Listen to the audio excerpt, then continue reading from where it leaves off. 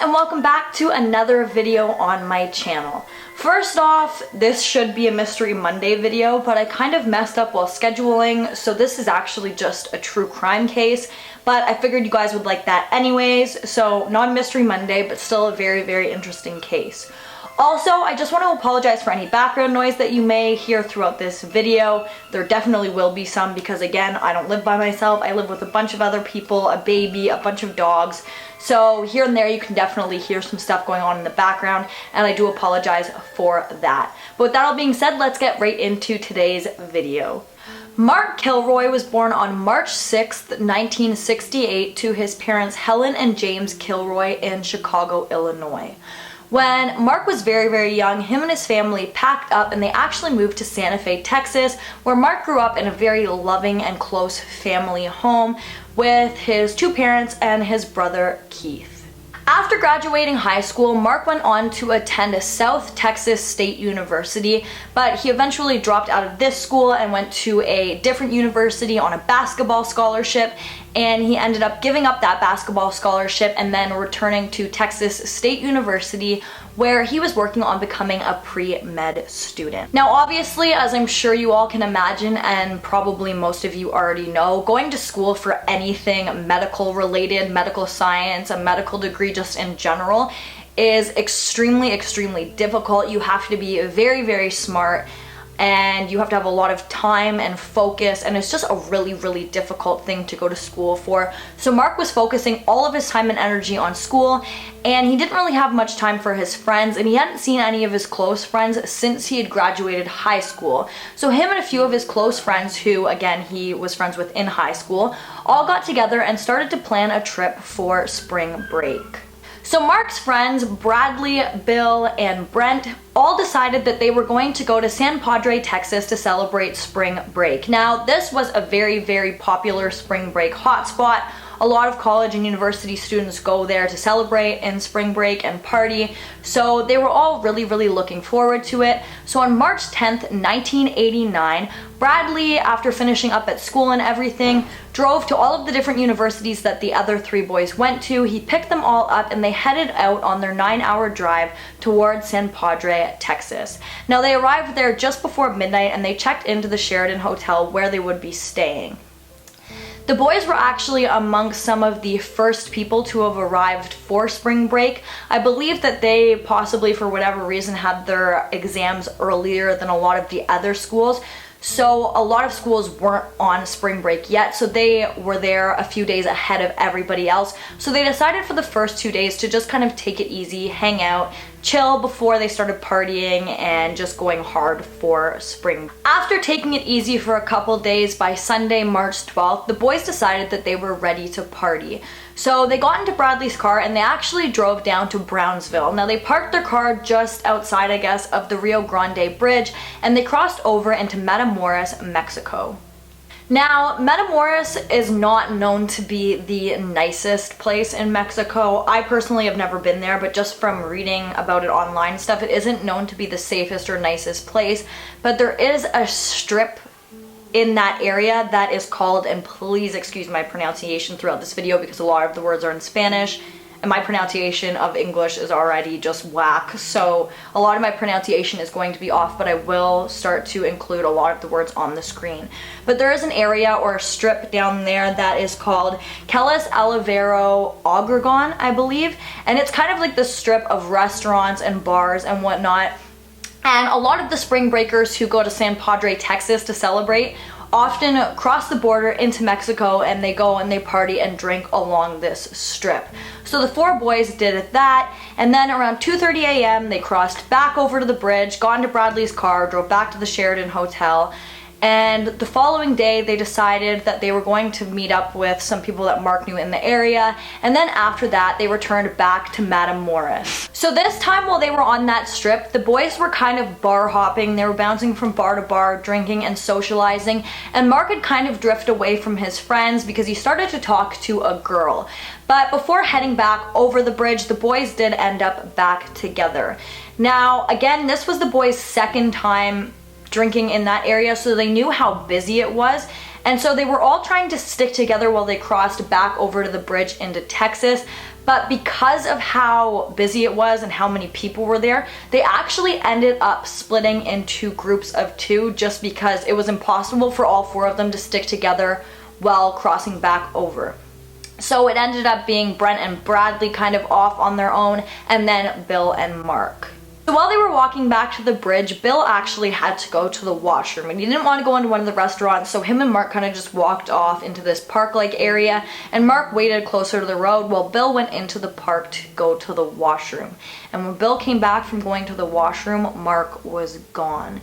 Now, at first, this didn't really cross Bill as strange. He didn't think anything of it. He thought maybe Mark ran ahead to catch up with the other guys, or he had gone back to go to the washroom or something like that. So after he met up with the other guys and Mark wasn't there, they still weren't too concerned. They thought maybe he would already be at the car, but when they got to the car and he wasn't there, they thought maybe if they waited a couple minutes he'd show up at the car, but that didn't end up happening.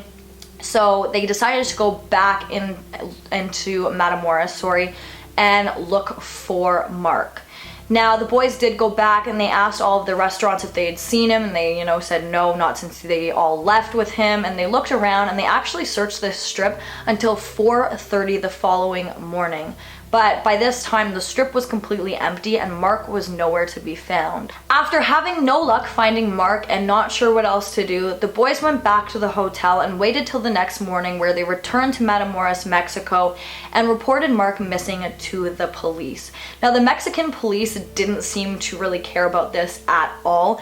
And to be honest, when I'm thinking about this, it's almost like, can you really blame them? It's spring break and a lot of university and college students are really irresponsible, so they thought maybe Mark went home with a girl. Maybe while he was waiting for Bill to come back from going to the washroom, he met a group of people and left with them and ended up staying at their hotel or something along those lines. But they were pretty sure at this point that he would turn up sometime that day. But Mark's friends were absolutely adamant that this was super out of character for Mark. He would never just wander off or sleep somewhere or go somewhere without telling his friends, and they were just really worried about him. But despite telling this to the Mexican police, they didn't care. So, not sure what else to do, the boys actually crossed back over into Texas, into Brownsville, and they went to the police department there. Now, the officer who they were talking to there obviously at first thought the same thing as the Mexican police. He thought maybe Mark could have gone home with a girl, maybe he met some other people, something along those lines, but he could see how worried Mark's friends were by the looks on their faces, and after they reassured him that this was super out of character for Mark, this officer actually decided to file an official missing persons case for Mark Killroy. After talking to police, Mark's friends went back to the hotel room where they decided to call Helen and James Killroy. Now, Mark's parents obviously were just as worried as the friends. Again, this was really out of character for Mark, and this was not something that he would do. He was not the type of person who was known to just be so careless as to wander off with a stranger and not come home and not tell anybody where he was.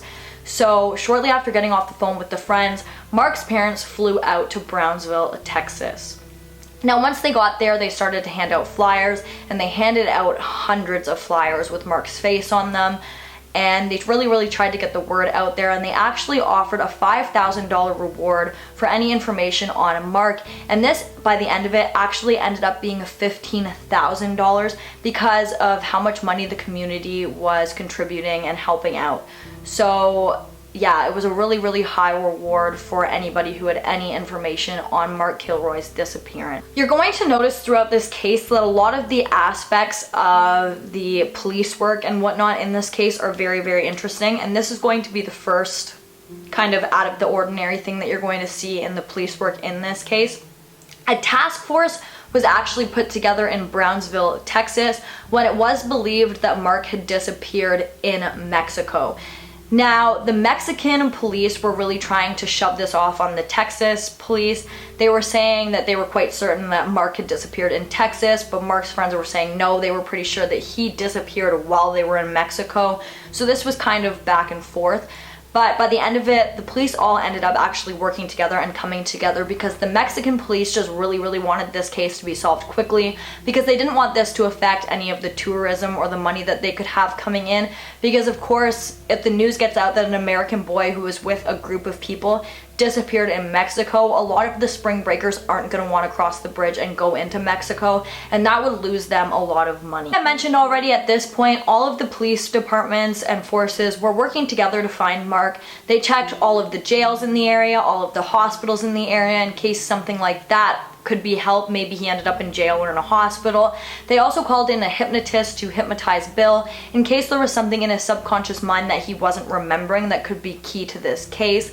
And while under hypnosis, Bill actually said that he recalled seeing a younger Hispanic man talking to Mark, asking him where he'd seen him before, if he knew him or something along those lines. But Bill couldn't actually remember if Mark had responded, and he didn't really remember anything else. So that was the only real thing that came from hypnotizing Bill. After being in Brownsville for a few days, handing out flyers and participating in the search parties and whatnot, Mark's parents actually had to fly back home. Now, the police in this case really assured them that they were doing all that they could and they were going to solve this case. And I do have to say, in a lot of the cases that I cover on this channel, a lot of the police work just isn't great, but the police departments, both of them, the Mexican police department as well as the American police departments that were involved in this case, I feel like did a really, really good job, and they really did all that they could. And I just think that the police work in this case was very, very good, which I feel like needs to be emphasized, because a lot of the time police work in these kinds of cases is just not great. So between Mark going missing and what I'm going to talk about next, a lot of things did end up happening, but they aren't really of any importance to the case. One of the things that I saw that I thought could be of importance is the Mexican police actually received a letter at one point while looking for Mark, and it had what appeared to be like cult symbols written all over it, and it said in Spanish, Mark was not the first. After Mark went missing, a lot of hoax phone calls, unfortunately and really sadly, were made to the Killroy family. A lot of people called into police saying that they had seen Mark Killroy. There was a lot of leads. A lot of the criminals in the area were brought in and questioned, but none of these seem to lead anywhere, and again, just aren't really of much importance to the end of this case, so I don't want to dive too deeply into those because this case is already so huge as it is. And then finally, 3 weeks after Mark's disappearance, there was a break in the case. Now, this is really strange because this break in the case actually had nothing to do with Mark. It was more of like a drug bust kind of thing that the police were working on. So Serafin Rivera Hernandez was well known to police. He was a really loudmouth kind of guy. He was really in your face, and his family were known to run kind of like a lower level smuggling business. They weren't very popular in the area, but they were known because they had worked with higher up drug dealers, I believe. And Serafin drove a red pickup truck. Now, at some point, police had seen Serafin driving his red pickup truck. They tried to flag him down. He didn't stop. He just kept going. So these police officers were in an undercover car and they decided to follow him. So just a quick little background on Serafin. He was actually an American citizen, and him and his dad lived in Brownsville, where they ran kind of the American side of their drug smuggling business. So police again followed Serafin, and he drove into a ranch called Rancho Santa Elena, and he pulled into this ranch, and the police sat outside and waited for about a half an hour until they seen Serafin leave. After Serafin had left, police decided to enter the property. Now, once they entered the property, the first thing that they noticed was that there was a lot of really nice higher end vehicles parked just all over the place on this property that Serafin had just left. After pulling into the ranch, they were actually approached by a man by the name of Domingo, and he was the groundskeeper. So one of the police officers was kind of just talking to Domingo, while the other kind of was starting to get a little bit of a look around. Something that they noticed immediately after coming onto the property was there was an overwhelming scent of weed. And something else that the other officer had noticed was that there was this strange statue in one of the parked vehicles, and it was like a face, and it had its face made out of seashells. So they just took a really, really brief look around the property, and then they decided to leave in order to not blow their cover, and they didn't want Domingo obviously to know they were police officers, so they just looked around really briefly, got back in the car after telling Domingo they were just lost, and they left. Now the officer who was looking around was really interested in what exactly this statue was that was made out of seashells, and he found out that this statue was actually known as an Elegula. I hope I'm pronouncing that correctly, but it is a god that is known in the Afro-African religion, and it is believed to be the god of like roads and travel, and people worship it to kind of protect them when they're traveling or doing things along those lines. Now, like I also mentioned earlier on in the video, the Hernandez family was believed to be on the lower end of the smuggler business, but all of those high-end cars on their property suggested otherwise to police, so they decided to set up a couple undercover cars outside of the ranch just to kind of watch and see what's going on, and eventually, I guess, do a drug bust at some point after, you know, getting the cues to do so. On April 9th, investigators raided the ranch and they found like a bunch of drugs, I believe mostly weed and cocaine. They also found some guns, and Serafin, his uncle Elio, David Sanavalides, sorry about that, and Sergio Martinez Salenzo were all arrested for drug trafficking. Now, it wasn't surprising to police that none of them would speak, but after getting arrested, all men seemed really unsettlingly calm. They didn't seem panicked about the fact that they were getting arrested for smuggling drugs. They just were super calm, as if it was just another day and they were having a casual conversation with their friends. So of course, after arresting these men, police also brought in Domingo for questioning, and they interrogated him, and he had said that 3 to 4 weeks earlier, these group of men have actually drove in a car, and in the back of the car was a tall American man with blonde hair. He said that he wasn't really sure what was going on. The American man was crying and he kept talking, but the American man had only spoken English and Domingo only could speak Spanish, and Domingo said that he felt really bad for this man. They had actually ended up keeping him in the back of the truck overnight, and Domingo had brought him out water and food, but after this, Domingo had no idea what happened to this young man. Obviously, after really investigating Mark Killroy's case and what this man was telling them, they put 2 and 2 together, and Domingo ended up positively identifying the man in the back of the truck as Mark Killroy. So police went on to question the other men about Mark Killroy, and Serafin pretty much admitted that they had killed Mark Killroy immediately. He had also said that they had all been members of a cult that was run by a man by the name of Alfonso Constanzo and a woman by the name of Sarah Aldrete. So this cult that they were all a member of was actually like a religious cult, and they told police that they partook in sacrificial rituals, and that Mark Killroy was killed in one of these rituals as a sacrifice on April 11th. After confessing to all of this, police brought Serafin along with the others back down to the ranch and brought them inside of the barn, where they wanted them to show them where Mark was buried. But upon entering this building, police were immediately taken back by the smell of like death. They said it was so strong, as soon as you walked in there, that's all you could smell. The Mexican police were honestly pretty nervous to enter, and a lot of them refused to altogether because they were really superstitious about witchcraft and the occult. But the American police had no problem entering, and when they did enter this building, they actually found 2 candles that were still lit inside the building, meaning that somebody had been there quite recently for these candles to still be burning. On top of that, they had also found a goat's head, a turtle, a dead rooster, and along the ground there was just a lot of garbage. They found another one of those Elegula statues, the one with the shell face. There was just a lot of like random stuff, but there was also a lot of things in there that did represent the occult and things along those lines. There was a really large oil drum in the middle of the room that was believed to have been used to boil human flesh and human remains, and along with that there was just a lot of other really disgusting and brutal things found all over within this barn. But something that was found in the middle of the barn, I'm not even going to try and say the word for it, but it was kind of like this big cauldron, and it actually still had human remains in it. And that will come into play a little bit later on in the case, but that is just absolutely disgusting. So at this point, police just really wanted to know where Mark was buried, so Serafin led them over to the corner of the barn where there was kind of like a wire sticking out of the ground.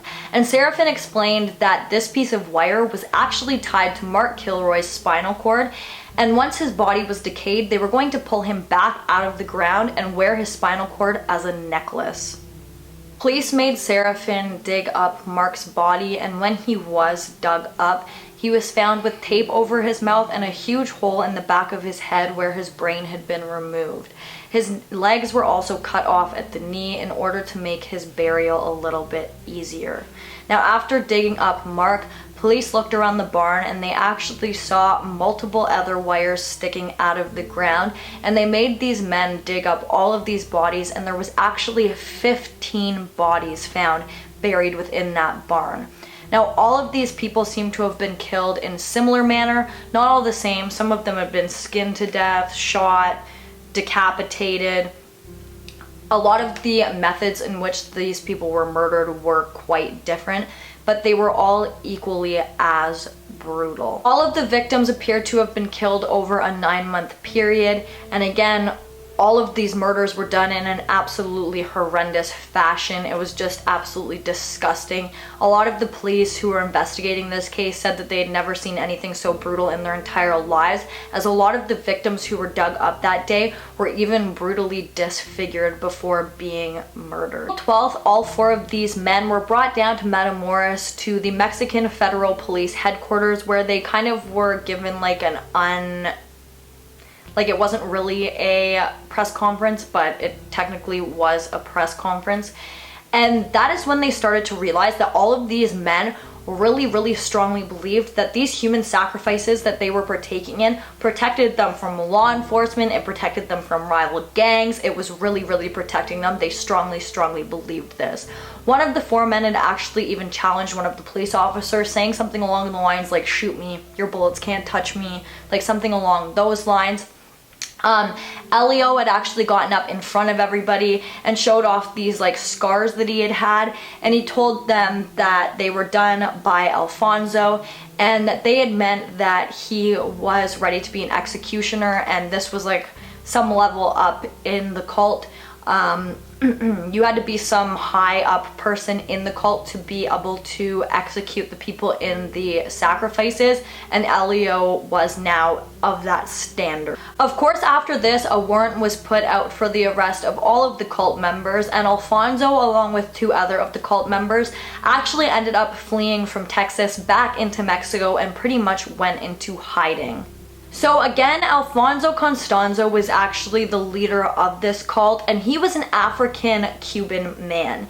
I believe that he was born in Miami in 1962, meaning that he was now 26 years old. And from a young age, his mom really believed that he was psychic, and she told him that he was psychic, so obviously he grew up believing that he was psychic. And she had introduced him to the Pulamayambai, I hope I'm pronouncing that correctly, religion, which is the Afro-Caribbean religion that he kind of based this cult around. Alfonso's father died when he was very young, and his mom actually remarried twice, and the second time that she remarried, she married a man who was heavily involved in drug trafficking, and he really didn't have any value for life whatsoever, and he kind of taught Alfonso all of his ways with that, and Alfonso held all of this stuff that his stepdad had told him very close with him for his entire life. So he grew up also, I guess, not really having any value for human life.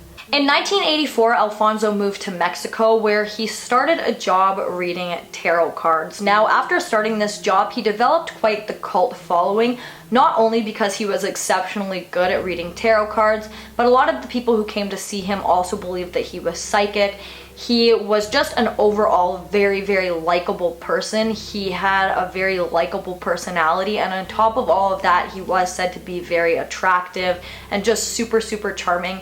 So he was quite popular in the community and had a lot of people really looking up to him. Many of the very high up people in this community started to come to Alfonso for cleansing and protection. And a lot of these cleanses and protection ceremonies would involve animal sacrifice. But eventually Alfonso went on to focus all of his attention on criminals, and he really claimed that he could protect them from their rival gangs, other criminals, law enforcement, and all things like along those lines. He thought he could make their businesses more successful, and a lot of these people really believed him. In 1987, Alfonso went on to meet 22-year-old Sarah Aldrete, and she was actually the girlfriend of a man by the name of Gilberto Sosa, and he was a drug dealer, and he somehow had links to the Hernandez family. Now, Alfonso had actually heard of the Hernandez family, and he really wanted to meet them, so he kind of used this as leverage, and eventually I believe Sarah Aldrete was the one who introduced him to the Hernandez family, who were majority of the cult members. After meeting Sarah Aldrete, she was super charming and really beautiful, and she quickly became the cult's recruiters.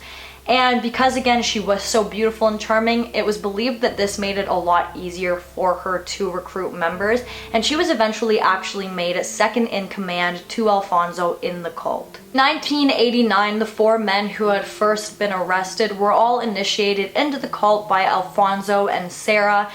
And I believe that they all went into this believing that Alfonso could help them with their wealth and their growing business. And I think up until this point, he had done that. He had helped them grow their business. He had protected them from law enforcement.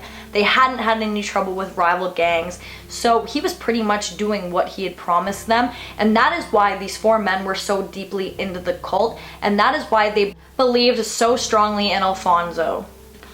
Most of the 15 bodies that were discovered by police were actually the remains of rival gang members, but these were not believed to be the only 15 victims of Alfonso. It was also believed that he had possibly murdered a lot of children, because children's shoes and just like a lot of children's clothes and belongings were found on the property.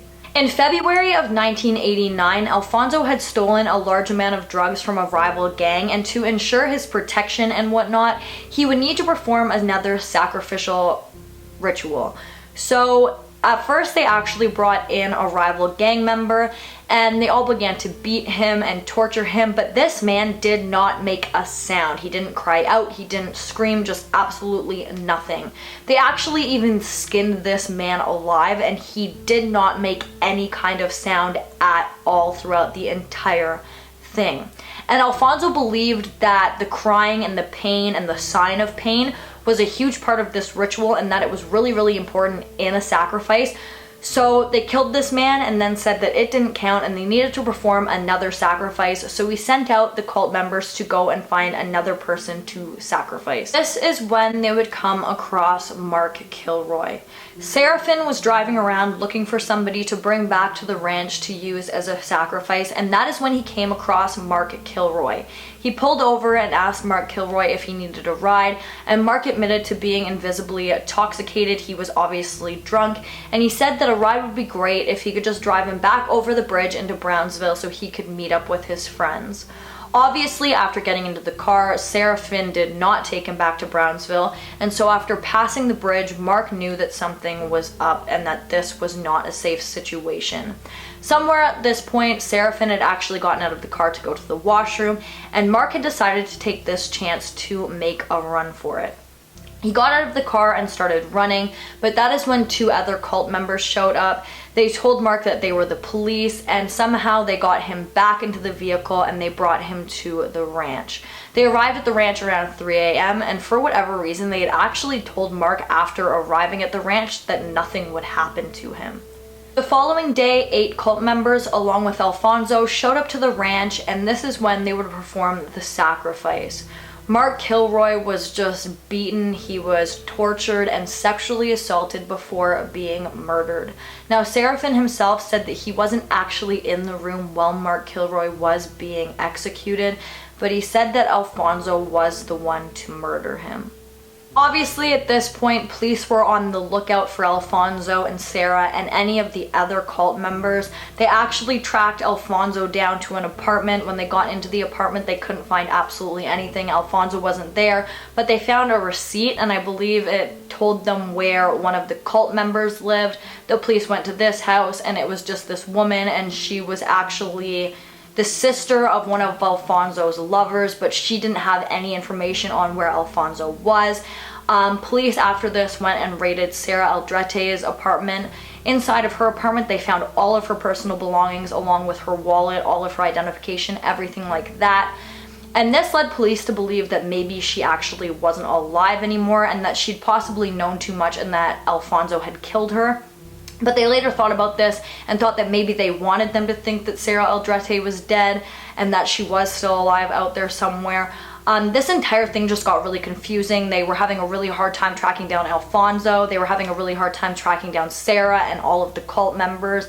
And it was just mayhem. They were searching and doing the best that they could, but they were having a difficult time. Police had been asking around, and at this point they had actually gotten some information that Alfonso was in a place called Cuauhtémoc. I am totally not saying that correctly, but that he was hiding out there. So they sent 16 officers down to this place, and that is when they noticed another cult member by the name of De Leon, who was purchasing, I guess, like groceries or something like that with American money. So the officers all followed him, and he led them straight to Alfonso. On November 6th, police surrounded the building where Alfonso was hiding out, and they planned on raiding this building, but before they could do so, Alfonso had actually spotted them and started opening fire on all of the police officers. This again was just absolutely crazy. There was gunfire going off everywhere. The police were shooting. Alfonso and some of the other cult members were shooting. It was just mayhem. And by the end of this, there was actually 180 members of law enforcement surrounding this building. They had completely cleared out the street of any standby-bys, and it was pretty much just the police and the cult. Now, after holding fire and shooting back and forth and everything that was going on, after an hour, Sarah Aldrete, along with another cult member, came out of the building with their hands up saying, "Don't shoot, don't shoot," and that they had escaped after Alfonso had killed himself.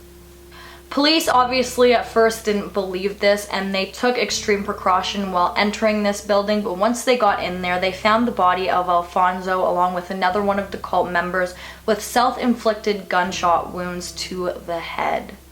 I honestly could go into so much more detail and give so much more information on the aftermath of this case, as well as all of the victims who were affected by this cult, but then this video would just be extremely long.